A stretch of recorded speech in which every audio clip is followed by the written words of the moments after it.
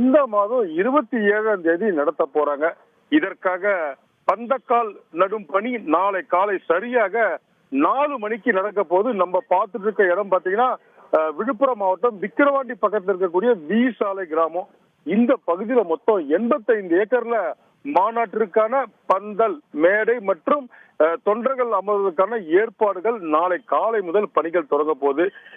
அமாவாசை முடிந்து 3ஆம் நாள் நாளை காலை வளர்பிறை அந்த நேரத்துல மட்டும்தான் இத பூமி பூஜை போடணும், பந்தக்கால் நடணும்னு சொல்லி தமிழக வெற்றி கழகத்தின் பொதுச் செயலாளர் ஆனந்த் முடிவு செய்து தலைவர் விஜய் கிட்ட அனுமதி வாங்கி நாளை காலை இந்த பணிகள் தொடங்க போகுது.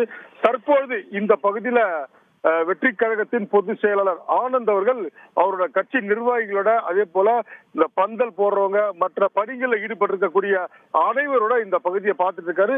நாளை காலை எந்த இடத்துல பூஜை போட போறோம், அதற்கான ஏற்பாடுகள் என்னென்ன, ஏன்னா நைட்டு 12:30 மணி வரைக்கும் எந்த பணி நடக்க போறதுல நாளை காலை 4 மணிக்கு மட்டும்தான் இந்த பணிகள் தொடங்க போது. முதல் கட்டமாக இந்த பந்தக்கால் நட்டு இந்த பணிகளை தொடங்க போறாங்க.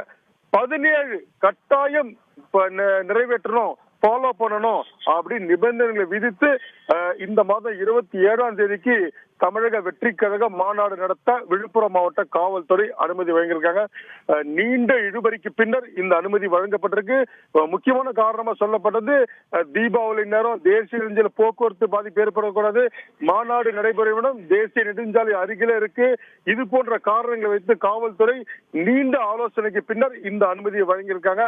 காவல்துறையோட ஒரு முக்கியமான நோக்கம், வரும் தொண்டர்கள் பொதுமக்களுக்கு எந்தவித இடையூறும் ஏற்படக்கூடாது.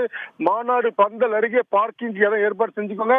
வர்றவங்களுக்கு 250 டாய்லெட், அதே போல இந்த பக்கம் ரயில் தண்டவாளம் போது தண்டவாளம் பகுதியை மறைச்சு தடுப்பு அமைச்சு அந்த பக்கம் பொதுமக்கள் போகக்கூடாது. இது மட்டும் இல்லாமல் மாநாடு நடைபெறும் பகுதியில மொத்தம் 6 திறந்த வெளி கிணறுகள் இருக்கு. இது ஆபத்தான நிலையில் இருக்கிறதால முழுவதுமாக பாதுகாப்பா மூடணும். இது போன்ற 17 கட்டாய நிபந்தனைகளை விதித்து அனுமதி வழங்கி நாளை காலை சரியாக 4 மணிக்கு தமிழக வெற்றி கழகத்தின் முதல் மாநாட்டிற்கான பந்தக்கால் மற்றும் அனைத்து பூஜைகளும் மேற்கொள்ளப்பட்டு பணிகள் தொடங்க போறாங்க. இதற்கான ஆய்வு தான் தற்போது இந்த இடத்தை பார்வையிட்டு தமிழக வெற்றி கழக பொதுச் செயலாளர் ஆனந்த் அவர்கள் கட்சி நிர்வாகிகளுக்கு அந்த வேலையை அவர் பிரிச்சு கொடுத்த காட்சி நம்ம பார்த்துட்டு இருக்கோம்.